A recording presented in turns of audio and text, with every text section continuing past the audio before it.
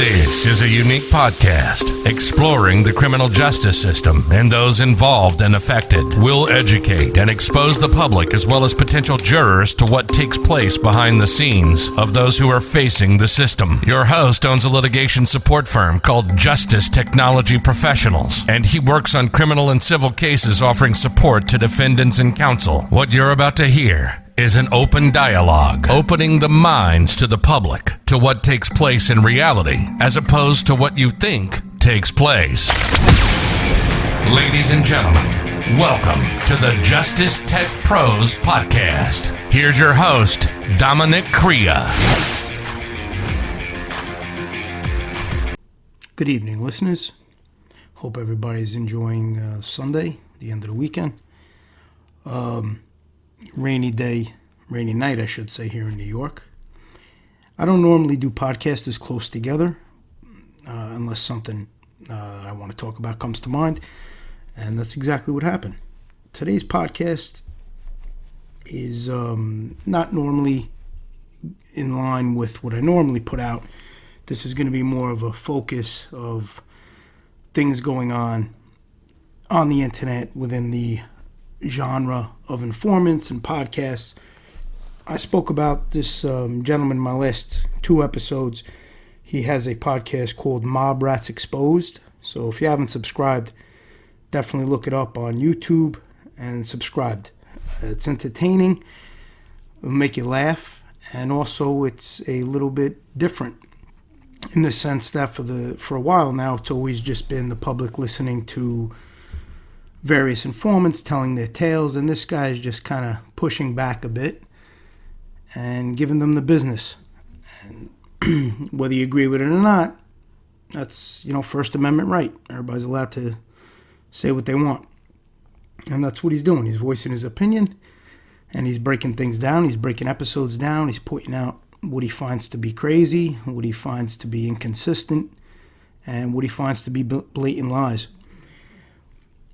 So I just wanted to talk about some of the things I've been witnessing taking place, which, again, it's amazing how when it's almost like the tides are turning in the sense that now there's a little bit of pushback, there's a little bit of opposition to all that's been going on, to this new wave of informants doing podcasts. There's now an emergence of those trying to put together content in opposition to that and speaking out about that. And as you watch these different episodes and you watch these things play out, there's a lot of comments. If you go to the videos, people leave a lot of comments.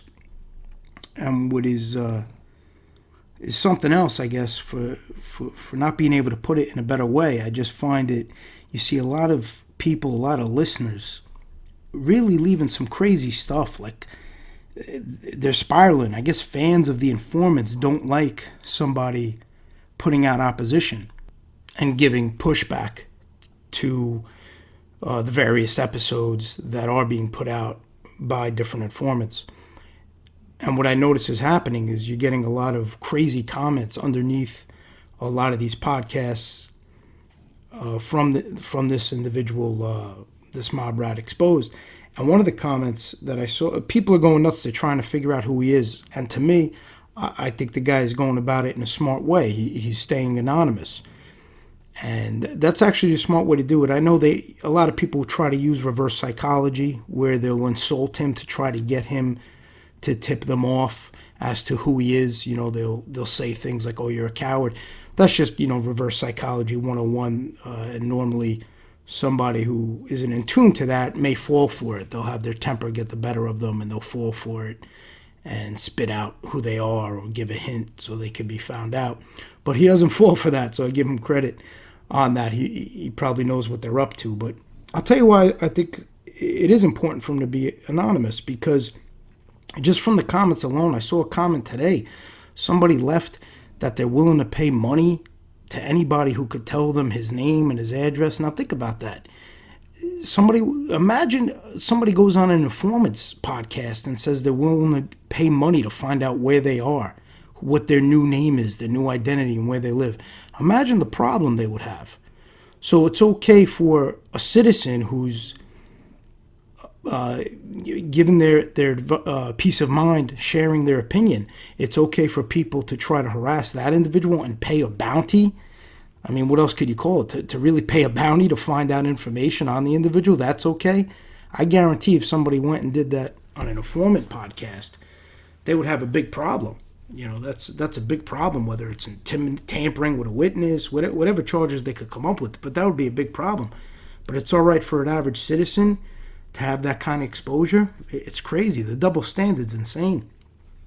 And the reason why I think it's a smart move staying anonymous is because of individuals like that. You have some psychotic super fans and fanboys. You know as well as I do, if they did know his identity, they would do nothing but torment the guy, torment his family. They would probably call his job. They would do everything to make his life miserable. They would take it out of the realm of YouTube and bring it into affecting his livelihood, affecting his life. And that just goes to show why I feel he's making the right move. You don't want to give them that. But by operating in the manner he is, he's able to speak freely. He's able to speak his mind without having to worry about those crazy things and these whacked out people who are now putting bounties to find out who he is. And that's the other move that a lot of people are doing. Oh, I know who he is, but I won't say. No, nobody knows who this guy is. Outside of his close friends, nobody's going to know who this guy is. There's been so many rumors that I saw. I was watching back and forth. Oh, I know who he is. And then, of course, they were wrong, or they thought it was another podcaster, and, of course, they were wrong. It's actually comical how crazy they're getting trying to figure out who this gentleman is. And they're really going crazy trying to do their job to stop his channel. They're flagging it. They're trying to say he's making racist comments. And that's not the case. I've listened to a lot of his episodes. I don't think I've heard the early ones, but I've listened to a lot of his episodes. I've never seen the guy say racist statements. I've never heard him make any remarks in that nature. I think he just breaks chops, as we all do. I mean, there's ways of talking, but nowadays I know the littlest thing you could be deemed a racist, and right away people want to say it's racist and this and that. But I'm from a culture where we do break each other's chops.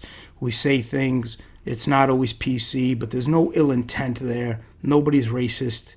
From my perspective, the way I was raised, I treat people how they treat me. I couldn't care what color they are, what culture they come from. If they're blue, yellow, orange, that means absolutely nothing to me. I treat them how they treat me, and that's how I was raised. Now we break chops about certain things, even about my own heritage. Me and my friends will break each other's, we'll give each other the business. You know, it's just interacting. It's human nature. But people try to take that and twist it and make it something more sinister, which it's not. But they use that to try to hold it and to try to give his channel a problem, so YouTube gets involved and potentially suspends the channel or takes it down. So it seems like that's the go-to move. They don't like what he has to say, so they'll try to fabricate what is the content is about to give him an issue. And from what I see, he's not really on here to make money. People make a big deal about, they have something called Super Chat. Super Chat is where you go live and people could send money if they want. And that's the key. People could send money if they want. I support channels like that. Anything that's in opposition, anything that pushes back against the narrative that's constantly drilled into people's heads, that families have to constantly endure, families have to listen to, and they feel almost helpless when they hear their loved ones getting bashed, getting made fun of. I'm in support of that. Whether it's right or wrong, I really don't care what people think about that. That's just how I am. I've made that clear. I do things the way I feel, and I follow a code based on my beliefs. So I align with that. I align with somebody who stands by what they believe in and puts out content based on that. And it just so happens I appreciate a lot of what he says because it's bringing to light what was otherwise in the dark. He's advising people and he's pointing out things that maybe go unnoticed. Whereas prior, people would just take every word out of an informant's mouth as gospel. He's bringing light to that. He's showing the inconsistencies. He's showing things that aren't accurate. And these are things, in my opinion, they open themselves up to it. I mean, these informants had the opportunity. They supposedly wanted to change their life and ride off into the sunset. But that's not the case, as we all know. That's not what they want. They want to have their cake and eat it too. They want to become an informant. They want to put people away. And they want to use whatever excuse and justification that they want to use to pretend that they were made into an informant, which I don't buy into personally. It's just something you're born. That's the way you're born, or you're not. So rather than just go live their life, they wanted to become YouTube famous. Well, this comes with the territory. That's how it goes. I'm sure there's a lot of people who don't like me. They don't like what I have to say. I was well aware of that when I started this podcast. And on that note, I also want to thank, I've been getting a lot of subscribers from his channel, and I appreciate that, and I welcome all the new individuals listening. I hope you enjoy the content. Today, you could definitely relate to it because you came from that channel, so you're going to know exactly what I'm talking about. You'll know exactly what's going on. For the listeners who aren't in tune to that, it's really just, like I said, it's something you don't really have to be following it to get it. You don't have to be following it to get it. This is just, when you think about the concept of it, it's somebody going on YouTube, creating a channel, and talking to an audience, trying to build up an audience. So that's really the basis of it. And there's a lot of people who are opposing that because they don't like what's going on. I guess they don't like, their fans, or even maybe their family and friends. But what's ironic about that is, what about the family and friends of all the defendants? What about the family and friends who've had to endure all the lies and all this, their family members being talked about, their name being used, being bashed, being abused, all lies being spread, all false information being spread? What about that family? What's good for the goose is good for the gander. So that's the way it goes. You're going to be in this space. You're going to put things out there. You got to be ready to receive the good and the bad. But to see the way they're spiraling, like I said, I've never seen attacks on channels the way I've seen it with this genre.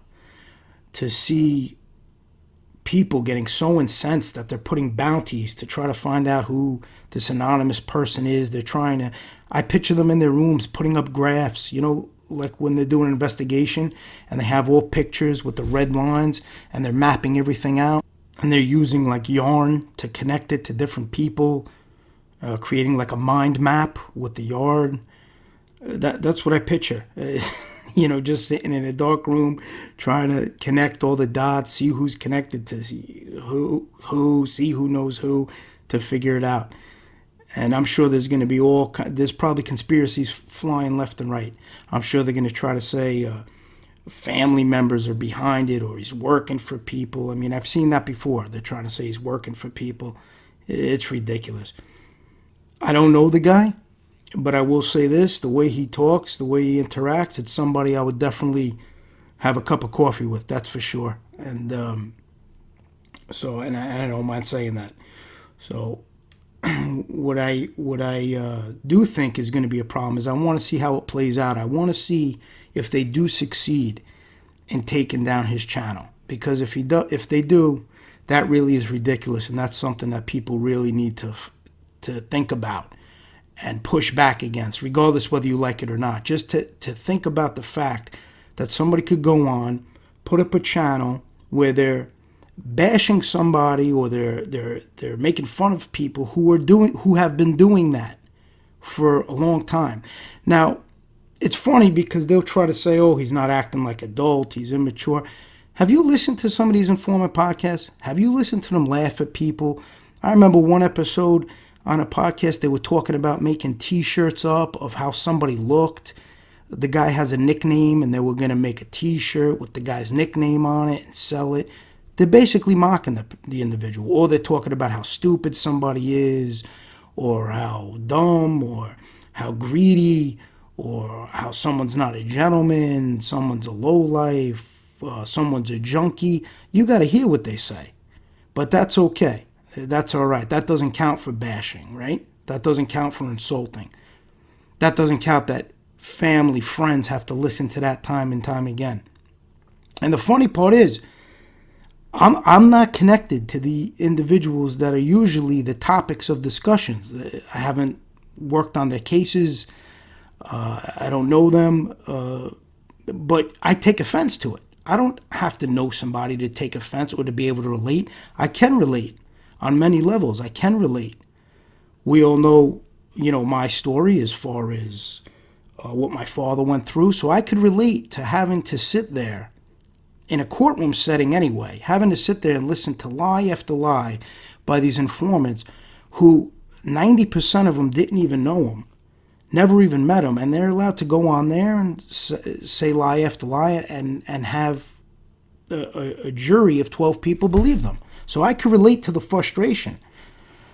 So now when I think about the family members having to endure that, and then on top of it, have to turn on the internet, go to YouTube, visit channels, and then have to hear it all over again in a much more bashing and insulting way, too. In the courtroom, they're on their best behavior. They're trying to be prim and proper. They got their suit on. They're trying to talk eloquently. They're trying to come across in a professional manner. But then when they get on the podcast, it's a whole different story. Especially, I remember seeing a podcast where they had like a behind-the-scenes episode. It's since been removed, but I was able to capture it. But they have a behind-the-scenes episode, and you really see the true demeanor of some of these informants. You really see when they're going back and forth, when they're breaking chops, when they're saying things that some people can interpret as racist. I personally don't, but it's no better or no worse than what's being said on current channels, and I didn't see anybody flagging that. I didn't see anybody writing in the comments, "Oh, this is racist." I didn't see any of that. The hypocrisy runs deep. It really is insane in this element, in this platform, in this whole YouTube genre, in this whole world. It's like a subculture, and when you see the hypocrisy, if somebody feels they're not on your side or they're doing something that goes against their idol. A lot of these people idolize these informants. So if anybody, it reminds me a lot of when you get these fans with celebrities. I mean, they're insane. You get some of these fans, they're nuts. They go crazy over people. I don't know how you could ever look at another human being in that kind of way. I really couldn't care. I actually always tell my kids, the only person I'd ever ask their autograph for is Larry David. I like that guy a lot. I like Curb Your Enthusiasm. He's the only person in the whole world, if I ever saw him, I'd ask his autograph. I'd never ask anybody else for their autograph. That's just how I am. But Larry David, I would break my rule. I find the guy really funny. But anyway, that's really what I wanted to kind of kick around today. And I just wanted to voice it here, especially with the new subscribers that came from the channel. I'm sure they'll be able to relate to it because they're seeing it play out as well. They're probably reading the comments. They're seeing the back and forth. And a lot of, when you think about these past episodes and all of the things these informants said about baseball batting somebody, about smacking somebody, about wanting to assault somebody, whatever it may be. And now they're getting all bent out of shape because they're getting a little taste of their own medicine. And they're trying to find out who it is. You have commenters putting bounties trying to find out how it is. You have people doing the reverse psychology. Oh, I know who it is, but I'm not going to say who it is. That's like the tactic. So then they get hounded by people to go, oh, who is it? Tell us who it is. They get emails. They bring attention to the channel. Who is it? You said you know who it is. It's nonsense. They don't know who it is. If they did, trust me. It would be everywhere. It would be everywhere. They'd want to do that. They would want to torture this guy. So I think he's on the right. He has the right mindset, not to put anything out there. Go on there, do your thing, and put out the content you want to put out. If you want to focus on giving a little back to those who have been running around carefree, abusing people, telling stories to make people look foolish, telling stories about women, trying to say women are promiscuous. I mean, there's so many things. You could really pick apart every one of these podcasts and show what they're all about. You could really show what their agenda is. And I know I touched on that, what their true agendas are. And you could see the things they've said and the people they've spoke about and the women they've thrown under the bus, whether it's an ex or a girlfriend or a friend who supposedly did them wrong. And, you know, they don't have any filter. They don't have any honor to keep things. Maybe you shouldn't air it out. We know you're an informant. We know you like to talk. But maybe certain things, just your own moral compass, prevent you from airing out. Maybe somebody told you something in privacy. Somebody told you something in confidence. Maybe you shouldn't share that. But no, they just let it all loose. And then they do the move where this is the famous move, you know, if I really wanted to abuse him, I would say this and that. And then they would say it. Well, you just said it. So what are you talking about if you really did? You just did. And there's a lot of drama with it. But what I find most entertaining is how every one of these informants is spiraling over it. They're really all losing their mind. They're putting videos, they're making comments. I've seen some make comments on the channels themselves. And again, imagine I went into, let's use that as an example. There was a couple informants who were, two in particular, who were on my father's case. One has a channel, one doesn't have a channel, but he was on he did an interview. I spoke about that. I did an episode on that. He did an interview. Imagine I went on there and I started saying things. I started bashing. I started saying things. Imagine what would happen. I went in there and I started abusing him, abusing his family. I would have serious problems. That would be a problem. They would come at me with something, some kind of violation, some kind of, you know, that's what they would be waiting for. But again, it's okay for the opposite to take place. It's okay for a channel that's speaking his mind and talking about individuals and mocking them the way they're mocking people. It's okay for the informants to go in their chat rooms, abuse them. It's a joke. It really is. And the fact that society's okay with that is a joke. But the good thing is, I shouldn't have used that blanket statement. Society's not okay with it. Certain people are, and certain people aren't. So I take that back. But I notice that those on the sides of the informants are much more triggered and easily offended and spiral much more easily than family members and friends of the defendants and the ones that have been spoken about for all these years. I see a different personality. People are more reserved, and they're not as nasty. They don't lash out. Maybe they're probably more intelligent. They know they can't do those things. They know that not to do those things. But the hypocrisy is insane.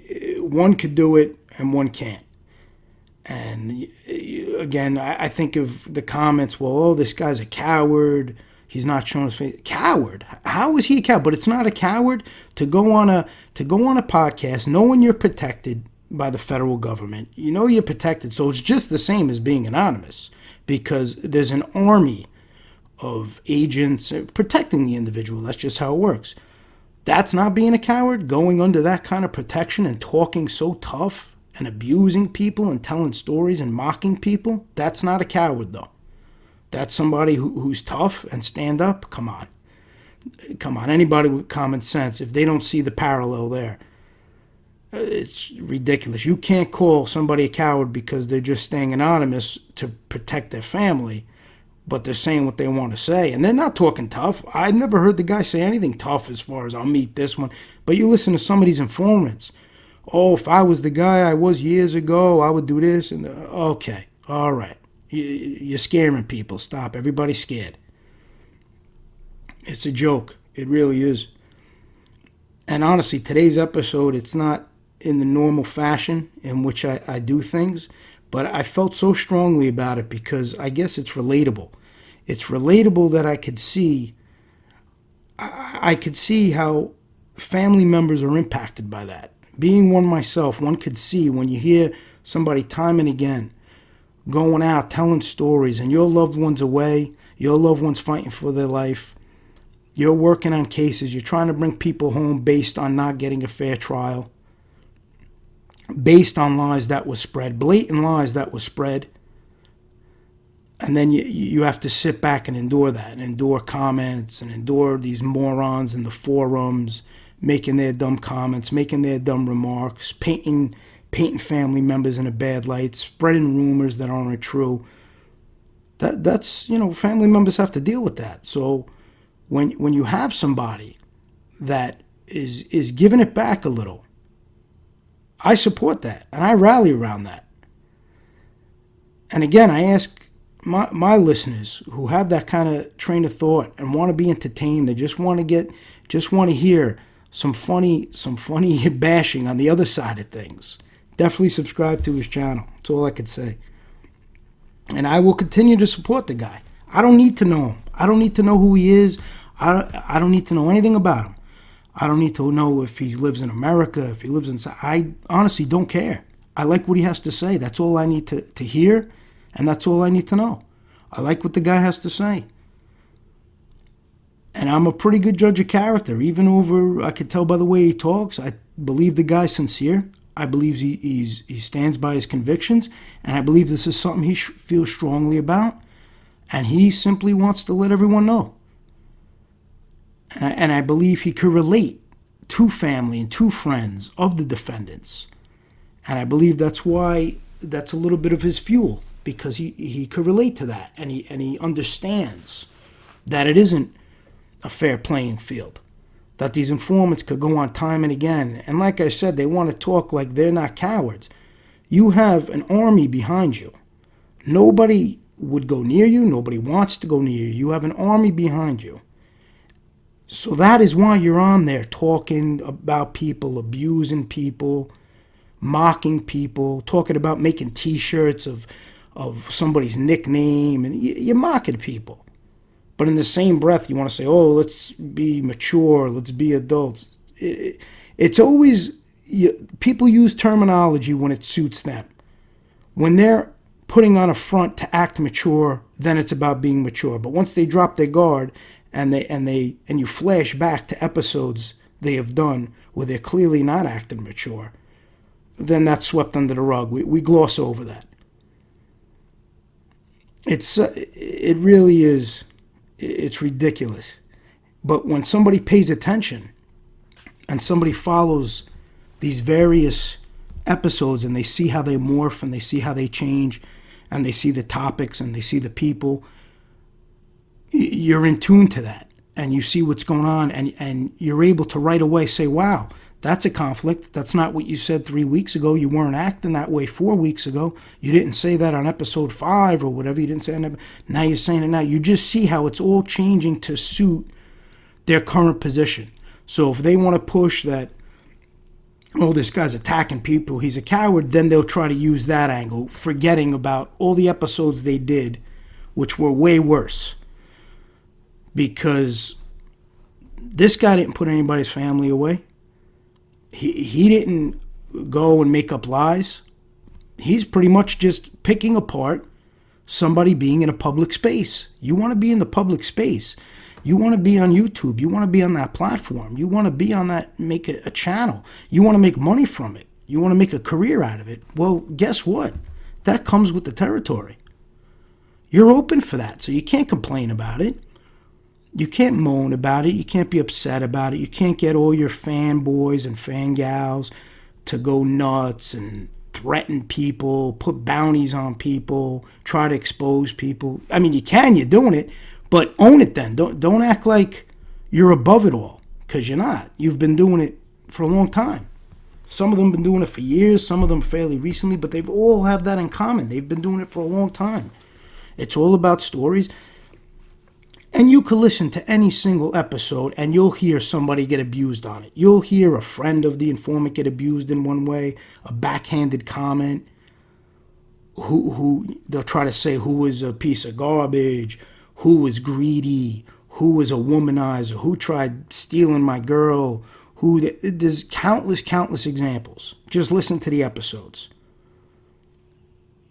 And that's been going on for a long time now. And now that somebody's out here pushing back in an aggressive way.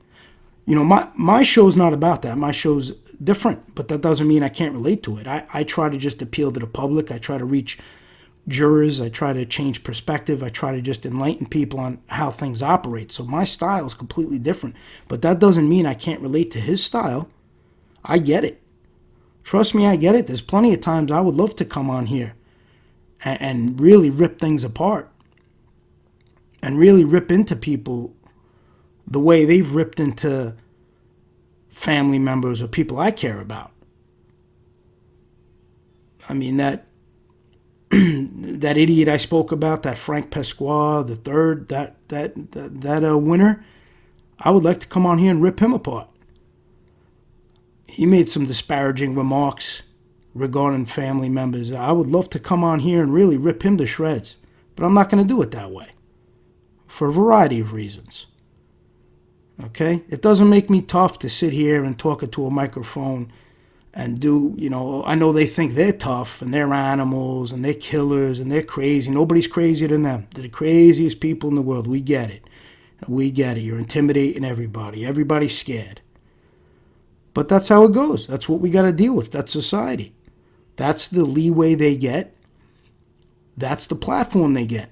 And the public should realize that. And I'm not saying to sympathize with it.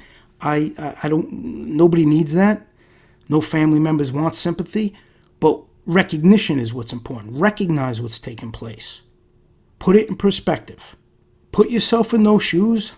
And how would you react? What would be going through your mind? That's the problem. People don't put themselves in others' shoes. You know, when I studied sociology, that was a big part of it. That was a big part of what we had to focus on. It was putting yourself, to boil it down, it was much more involved than that. I'm not trying to minimize it. I'm just saying, to boil it down, it had a lot to do with alternative perspectives.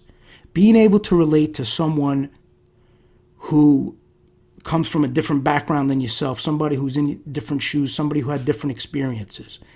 And that's really what that boils down to. It's about trying to just relate and recognize what's going on. And I believe a lot of that is important for future jurors and current jurors to realize. Look what happens after the case is over. Look what a lot of these families have to go through. Think about that. If these informants are true to their word, where they're just looking to turn over a new leaf and they're looking to move on with their life, why would they be on a platform capitalizing on their past life, capitalizing on all these things they've done, telling these stories? Think about it, because it's not that they want to move on. They just didn't want to go to jail.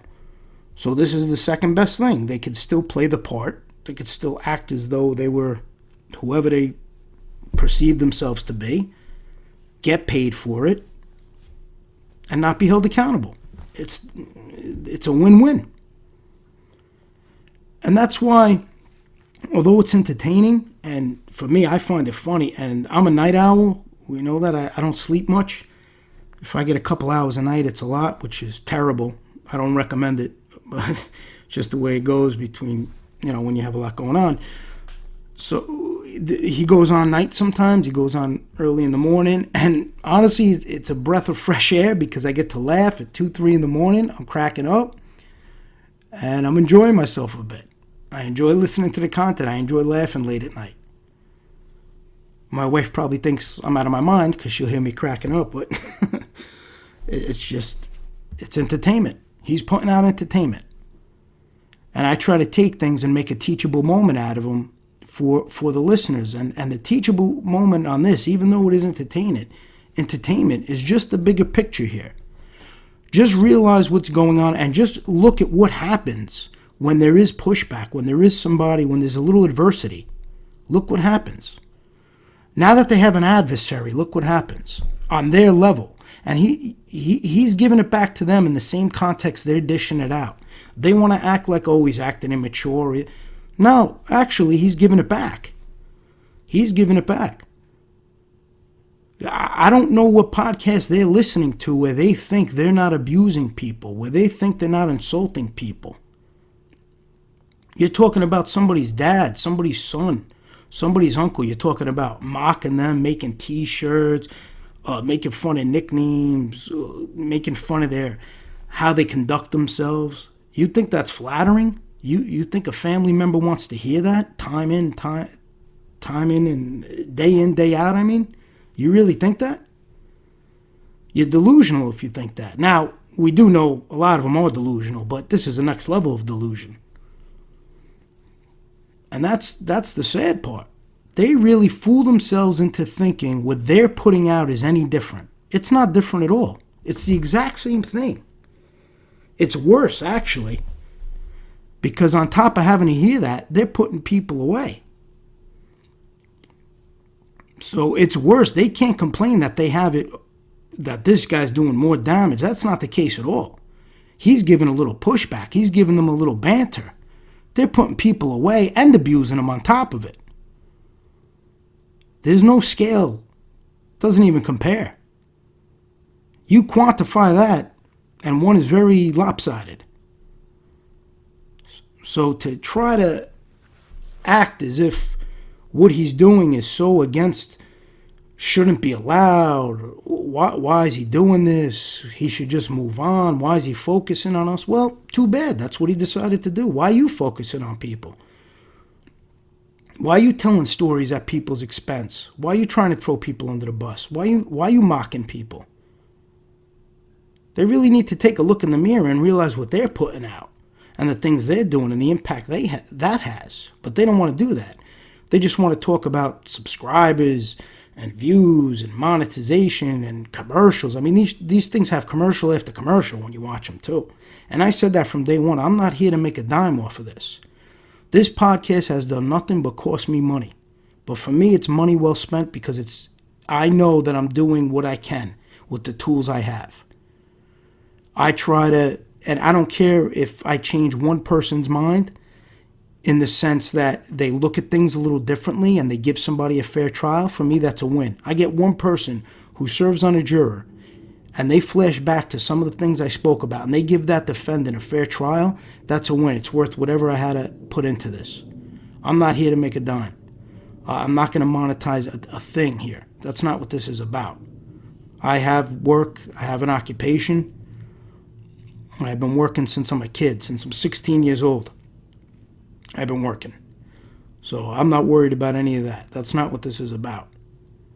And for those, for this guy, for example, this Mob Rats Exposed, he goes on there and he puts on a super chat. That's where you could donate to support the channel. Yeah, he deserves that. Whoever wants to give. I support it. I'll definitely support that. There's nothing wrong in that. This guy's putting out content and people are enjoying it. For me, it's like, you support a comedian. You want to laugh. That's how I look at it. I don't see anything wrong in that. But they want to look to rip that apart. Oh, he does super chats. They're monetizing left and right. They're selling merchandise, for God's sakes. They're selling merchandise. It's ridiculous. That's like me on here telling listeners, I'm going to start selling merchandise to people. It's totally absurd. Merchandise for what? A YouTube channel? Are you kidding me? Are you kidding me to walk around with a YouTube channel? Maybe if it's somebody like Joe Rogan where the guy's got millions of views, then maybe I can understand it, but millions of subscribers. But really, you're going to sell merchandise? And I just want to meet the people that wear that stuff. Hats and shirts or whatever it is they're selling. It's a joke. It's a joke. And it really just boils down to it's okay if they give it, but it's not okay if they get it. That's all it boils down to. It's all about feelings getting hurt because they don't like it being done to them. And their families don't like it being done to them. Well, tough. That's how it goes. Families of the defendants don't like it being done to them. Families of those you're talking about don't like it being done to them. That's how it goes. They started this whole way of conducting themselves, going and starting channels on other people's reputation on what they've done to other people.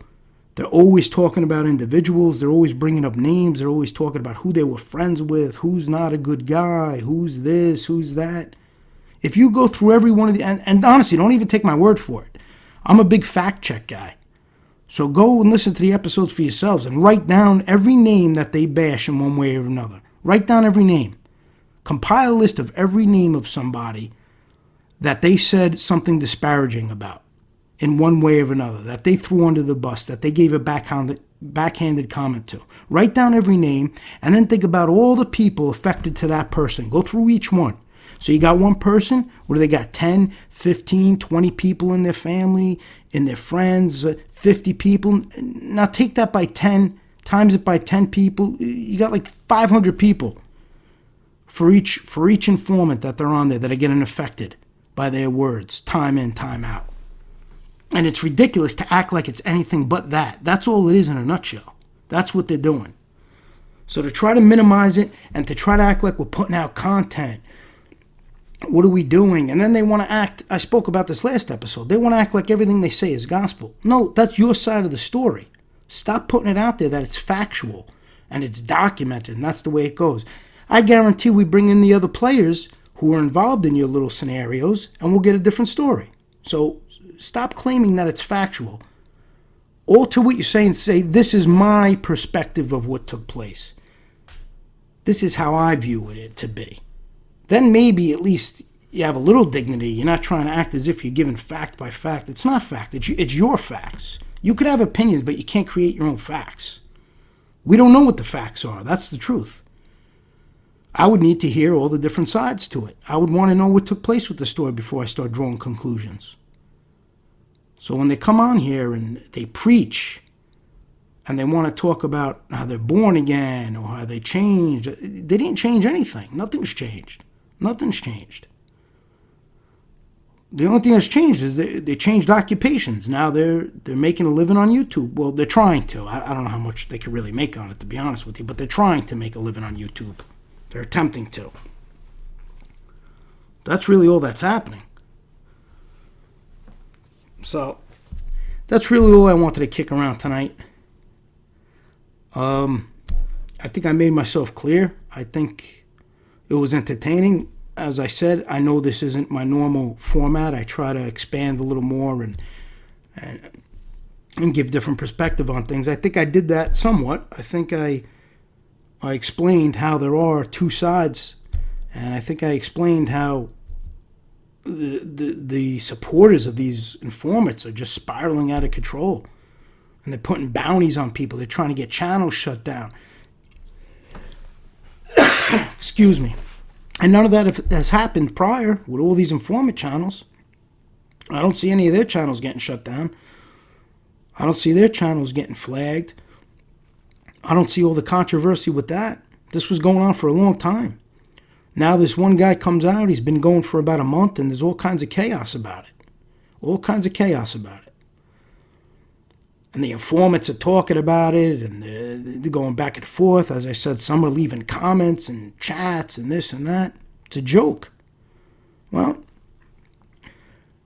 this guy's got a lot of supporters around him. That's the bottom line. There's a lot of people that can relate. There's a lot of people that appreciate it. And I hope he keeps doing what he's doing. And I'll continue to support him, and I'll verbalize that. I have no problem with that. I'm not a closet supporter. I don't try to sneak and try to support somebody without being vocal about it. I'm very vocal about it. And whoever has a problem with it, so be it. Couldn't care in the least. Anybody who gives the family a little bit of a comedic relief and a little bit of satisfaction, I'm all for it, because families have to endure a lot. They have to endure a lot of what goes on when they are affected by these things. And that's it. Till next time. You've been listening to the Justice Tech Pros podcast with Dominick Crea, one of the most unique podcasts on the internet, discussing the obstacles the defense team faces when trying a case, what goes on behind the scenes during pretrial and motion phase, holding defense attorneys accountable, making sure they're fighting for their clients, the difference between textbook law and how things truly play out in a courtroom, and everything in between. We hope you've gotten some useful and practical information from this show, and we'll be back soon. Until then, find us on Twitter, Facebook, and Instagram at Justice Tech Pros. To email the show with questions and comments, it's podcast@justicetechpros.com. Till next time, this is Justice Tech Pros Podcast and Dominick Crea signing off.